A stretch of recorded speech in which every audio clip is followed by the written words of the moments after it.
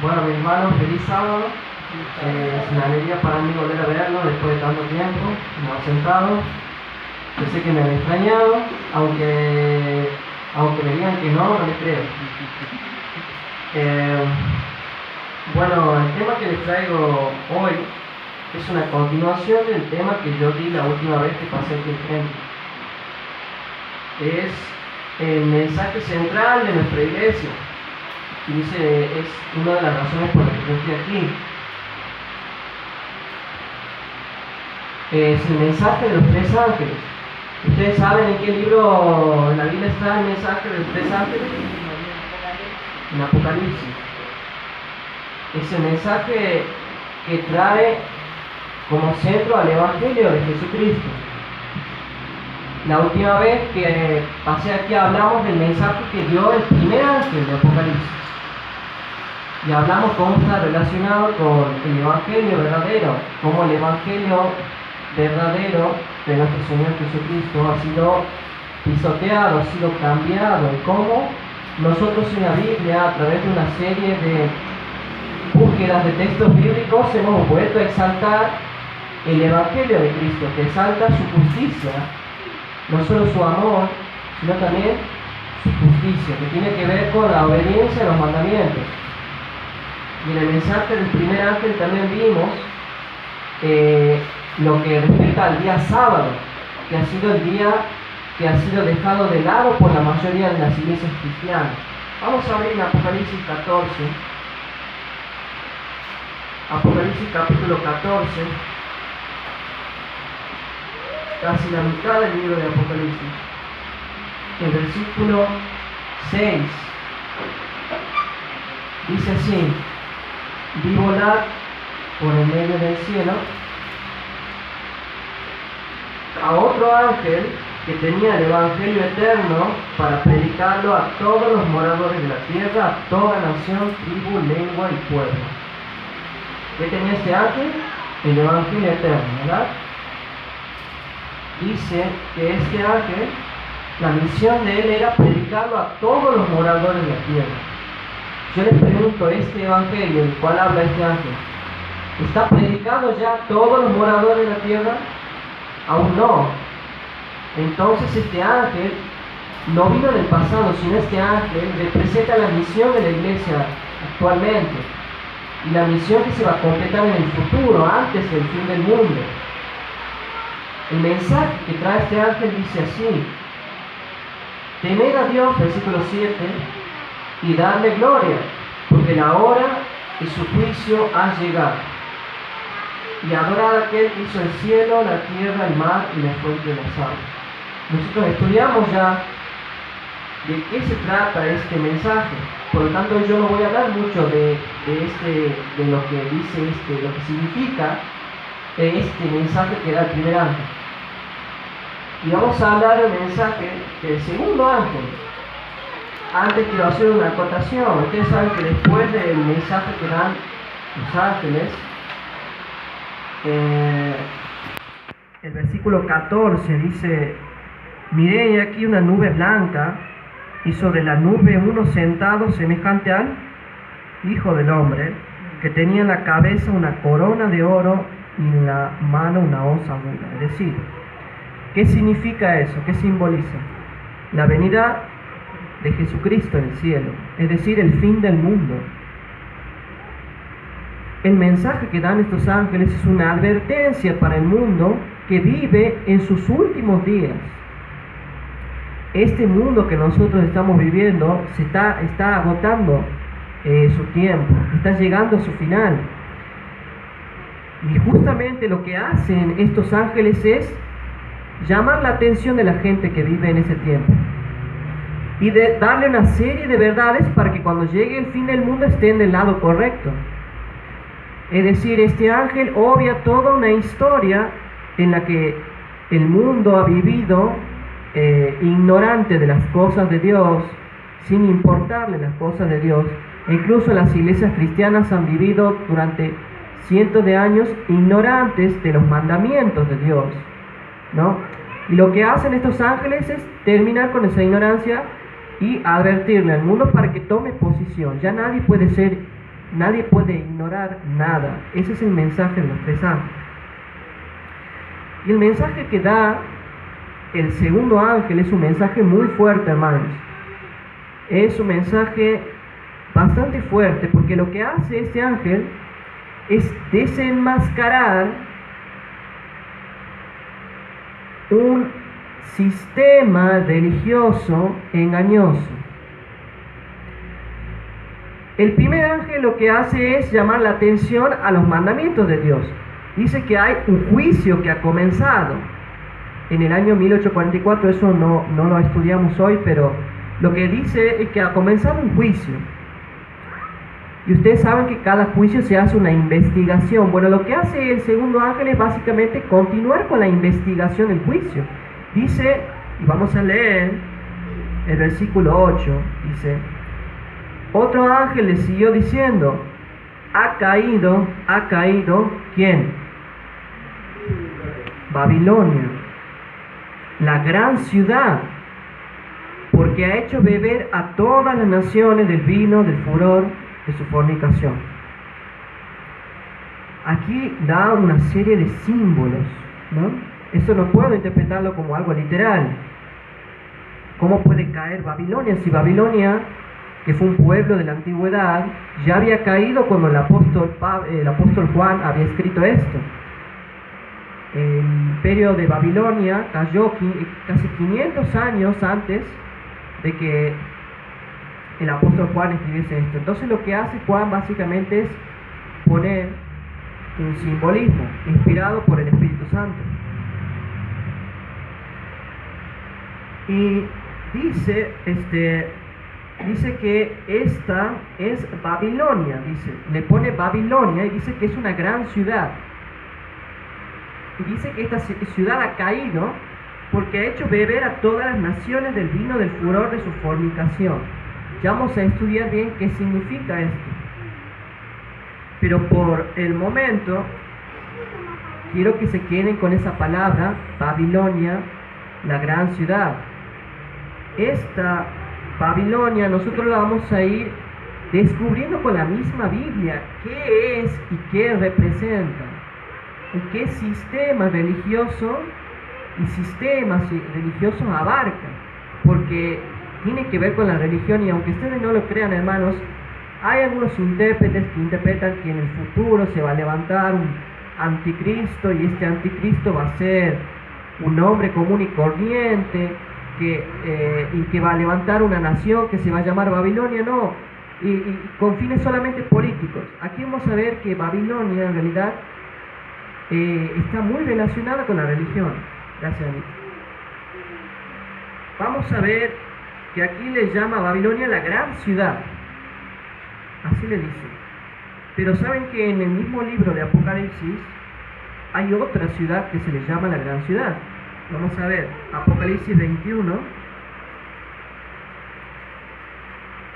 versículo 10. Hoy vamos a leer muchos pasajes bíblicos, así que yo les voy a pedir que me tengan paciencia porque es un tema muy delicado y tiene que abarcar toda nuestra atención para que no haya lugar a confusión.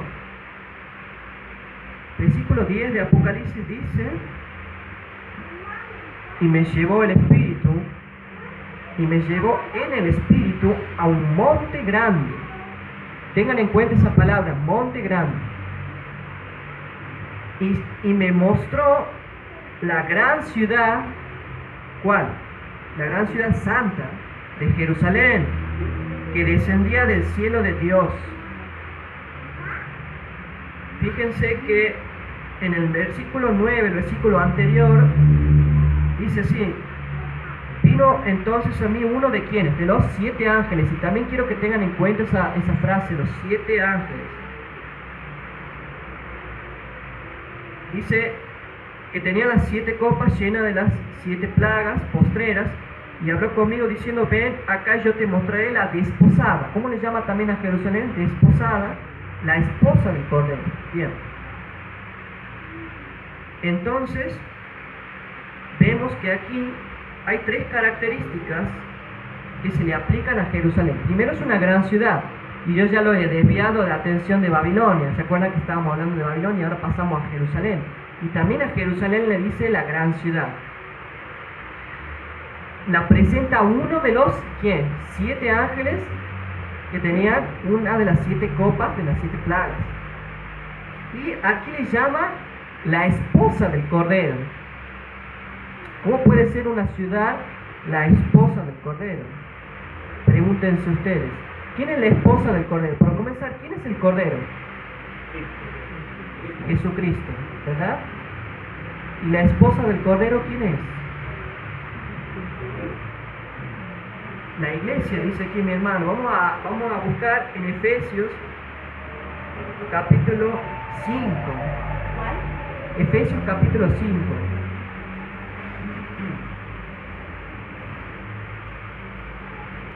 Versículos 24 y 25. Dice así. Así que como la iglesia, ¿quién? La iglesia está sujeta ¿a quién? A Cristo. Así también las casadas lo estén a sus maridos en todo. Maridos, amad a vuestras mujeres, así como Cristo amó a quién? A la iglesia y se entregó a sí mismo por ella. Entonces, esa simbología de el Cordero y su esposa representa esa unión que tiene Cristo con su iglesia. La iglesia que Jesucristo mismo fundó en la tierra. Y es una unión tan leal que se usa el matrimonio como representativo de esta unión. Ustedes saben que en el matrimonio se requiere fidelidad de las dos partes, ¿verdad? Se requiere fidelidad del esposo, y nosotros vemos que eso está representado en la fidelidad que tiene Cristo hoy en día por nosotros. Todos los días intercede por nosotros ante el Padre.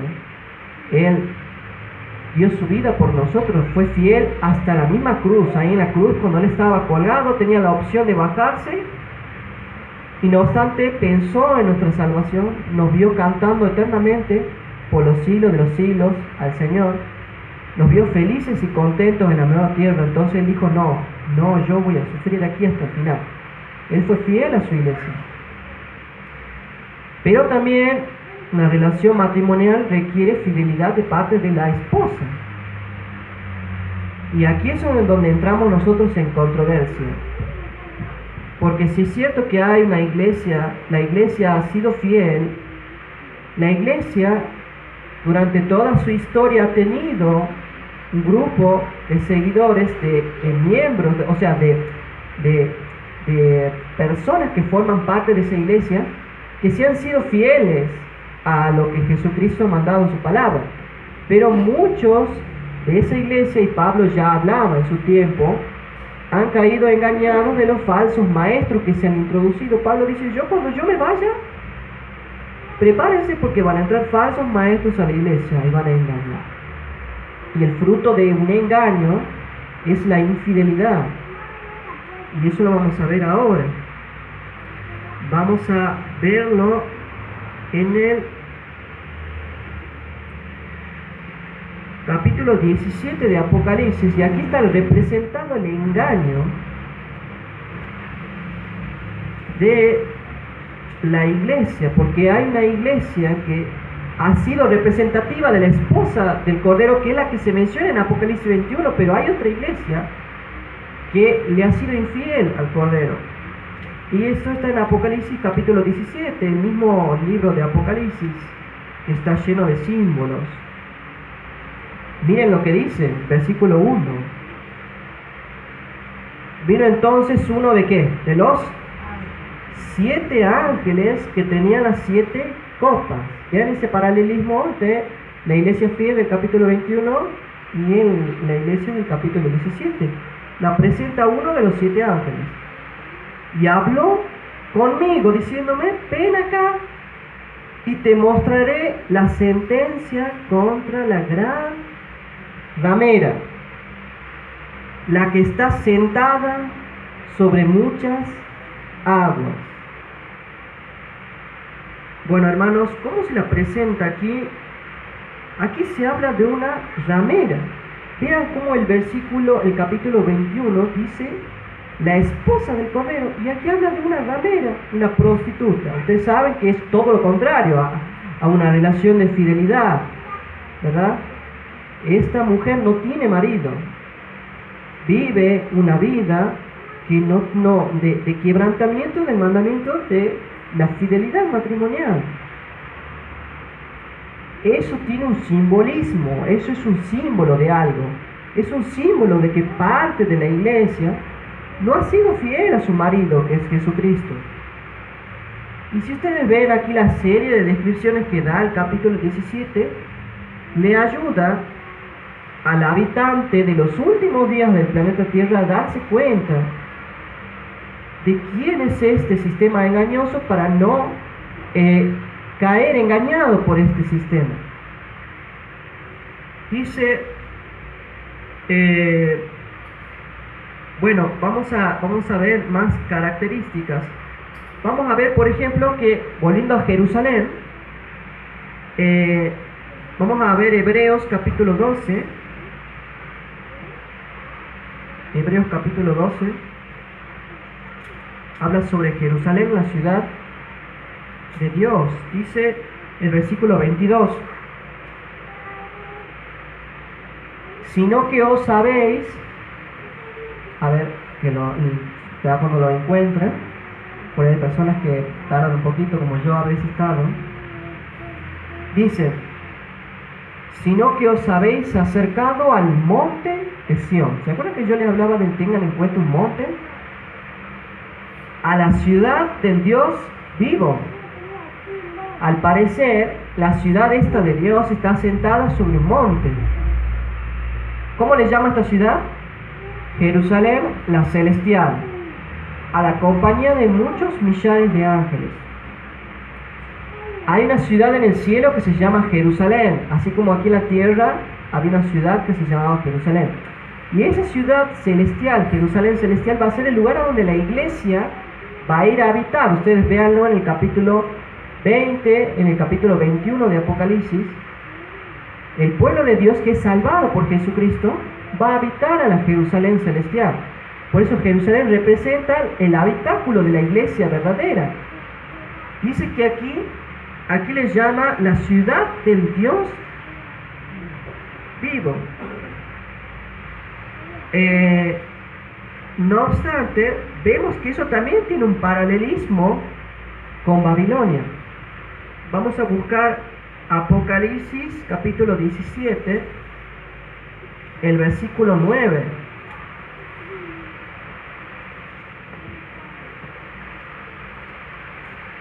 Dice, y esto para que dice el versículo 9 del capítulo 17, esto para la mente que tenga sabiduría, las 7 cabezas son 7 montes sobre los cuales se sienta la mujer. Habíamos visto que Jerusalén era una ciudad que estaba asentada sobre un monte, el monte de Sión.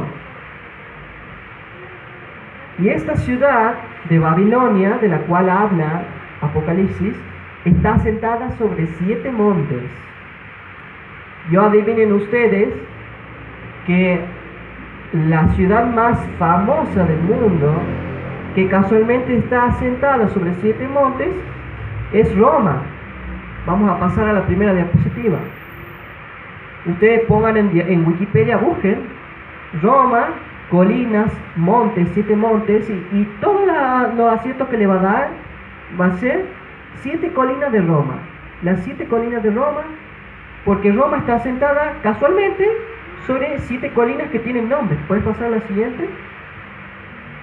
Ustedes pueden ver la ciudad. Ahí están los 7 nombres con 7 montes con sus nombres. Entonces el Apocalipsis nos da una pista aquí de quién es esta Babilonia. No puede ser Babilonia, porque Babilonia es un imperio que ya se derrumbó hace más de... Entonces tiene que ser otro. Pero Juan usa simbolismo, porque no todos pueden entender el Apocalipsis, sino aquellos que viven en el fin del mundo, porque es un mensaje de advertencia para esas personas. Dice que Bueno, esta ciudad está asentada sobre 7 montes, pero así como hay un ser que gobierna la ciudad de Jerusalén, que es la ciudad del Dios vivo, la ciudad del gran rey, dice en Salmos, esta ciudad de Babilonia, que aquí la identificamos con Roma, ha tenido un líder paralelo a Jesucristo, un líder no solo político, porque ustedes saben que el Imperio Romano, y aquí vamos a hablar un poco del Imperio Romano, ustedes saben que fue un gran imperio que se levantó sobre la tierra, ¿verdad? Fue mayor a todos los anteriores que hubo. Y este imperio se expandió por toda Europa, pero hacia el 400 después de Cristo fue superado por las hordas de bárbaros de toda Europa que venían, y este imperio políticamente, y escuchen bien la palabra políticamente, se derrumbó, quedó sin emperador, se disolvió el Senado, se disolvió todas las entidades políticas del Imperio Romano. Pero adivinen qué, hubo una sola entidad que no se disolvió y mantuvo su cabeza política y su cabeza dentro de su sistema, mantuvo su liderazgo, que fue el aspecto religioso del Imperio Romano. Fue el aspecto que nunca cayó. Por eso hoy se dice que el Imperio Romano nunca se derrumbó en realidad. Durante la Edad Media hubo un reino que se le llamó el Sacro Imperio Romano, que era el Imperio Romano gobernado por el Papa, que era el líder de la Iglesia de Roma, y este Sacro Imperio Romano se caracterizaba porque todos tenían la misma religión, y es lo que básicamente hizo esta iglesia que era propia del Imperio Romano, que era la iglesia de Roma, que fue la iglesia que apareció en Roma, ¿no? Esta iglesia de Roma tuvo su cabeza y fue el papado, y esa cabeza nunca se derrumbó. El Imperio Romano se hizo cristiano, se hizo católico, se hizo romano, pero se derrumbó. Lo que siempre existió a lo largo de la Edad Media, ustedes fíjense, los reyes de las distintas naciones, Francia, Italia, España, Portugal, Inglaterra, eran reyes que tenían esa religión de Roma, ¿no? Y en esta ciudad de Babilonia gobierna uno que se hace pasar por Dios. Vemos que en Jerusalén gobierna Dios y Jesucristo, que son Dios, porque Jesucristo, el Hijo y el Padre son uno, ambos tienen divinidad, pero en esta ciudad se nos dice que gobierna uno que se hace pasar por Dios. Y vamos a verlo en Segunda de Tesalonicenses, capítulo 2, capítulo 2, versículo 3 y 4. Y presten mucha atención a la palabra apostasía. Dice así, ¿lo tienen? Dice, nadie os engañe en ninguna manera. Segunda Tesalonicenses 2, versículo 3. Nadie os engañe en ninguna manera, porque no vendrá el Señor, porque Pablo habla de la venida de Cristo, o sea, del fin del mundo. No va a venir el fin del mundo sin que antes venga la apostasía. ¿Saben qué significa apostasía? Apostasía es cuando yo soy cristiano, por ejemplo, conocedor de la religión, y dejo la religión, me aparto. Pero hay distintos tipos de apostasía. Hay una apostasía que es apostasía espiritual, apostasía moral. Por ejemplo, yo caigo en un pecado, en adulterio, por ejemplo, y me aparto de la fe. Es una apostasía, es un tipo de apostasía moral. Pero hay otro tipo de apostasía que es la doctrinal, que es yo soy cristiano y que está muy relacionado con la apostasía moral.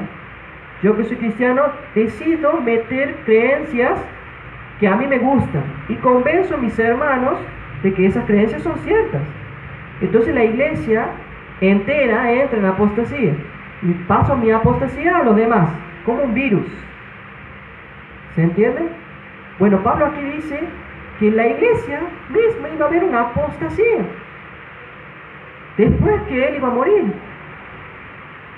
Dice, porque no vendrá sin que antes venga la apostasía y se manifieste el hombre de pecado, el hijo de perdición. Aquí menciona un personaje. Dice el versículo 4, el cual se opone y se levanta contra todo lo que se llama Dios. No hay ninguna religión, ninguna iglesia, ningún sistema religioso que reconozca a este hombre, sino solamente él. O es objeto de culto, tanto que se sienta en el templo de Dios como Dios, haciéndose pasar por Dios. Pablo, hermanos, en su sabiduría dada por Dios, con 2000 años de anticipación, nos dice a nosotros que habitamos en el último momento de la historia, va a haber un hombre que se va a sentar en el templo de Dios como Dios, haciéndose pasar por Dios. Y este hombre es el hombre que casualmente gobierna Babilonia, ¿no? Que es el papado. Ustedes saben, y ustedes pueden decir algunas personas, pero que dice Daniel, bueno, ahora lo vamos a estudiar. ¿Por qué? ¿Por qué el Papa se sienta en el templo de Dios como Dios, haciéndose pasar por Dios? Muy simple. Vean los títulos que se le aplican al papado. El Santo Padre. ¿Han escuchado alguna vez que le digan así al Papa? El Santo Padre. Vamos a ver con la Biblia que eso es una blasfemia. Vamos a ver en Mateo capítulo 23, versículo 9. Mateo capítulo 23, versículo 9, el mismo Jesucristo dice aquí: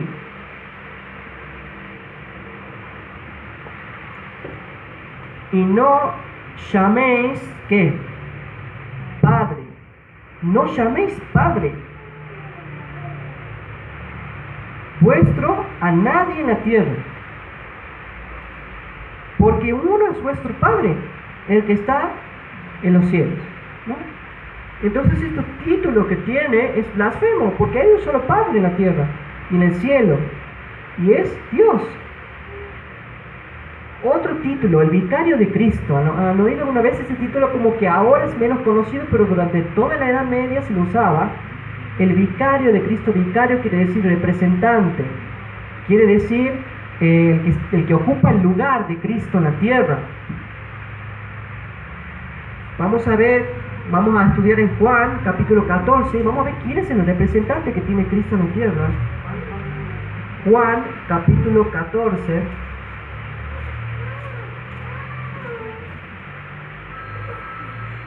el capítulo 14 de Juan, el versículo 16, dice: y yo rogaré al Padre y os dará otro consolador. Cristo era un consolador, por eso él dice: yo rogaré al Padre y él os dará otro consolador. Vamos a ver el versículo 26. ¿Quién es este consolador? El versículo 26 dice: mas el consolador, el Espíritu Santo, a quien el Padre enviará, ¿en quién? ¿En mi nombre? Él os enseñará todas las cosas y os recordará todo lo que os he dicho. ¿Quién representa a Cristo en la tierra? ¿Quién es el vicario de Cristo? El Espíritu Santo. Y yo les pregunto, ¿el Espíritu Santo tiene divinidad? ¿Es Dios? ¿Es Dios o no es Dios? Es Dios, ciertamente. Es Dios mismo. Es el otro consolador al mismo nivel que Jesucristo. Entonces, si un hombre viene y se hace llamar un hombre pecador como yo, creado, el vicario de Cristo en lugar del Espíritu Santo, que es el verdadero vicario de Cristo, está cometiendo una blasfemia. Está cumpliendo el versículo de Tesalonicenses, de ese hombre de pecado, hijo de perdición. Otro título, el sumo pontífice. ¿Han oído alguna vez? Ustedes no van a creer, yo digo el sumo pontífice. Y vamos a ver, por ejemplo, en Hebreos, capítulo 8, versículo 1.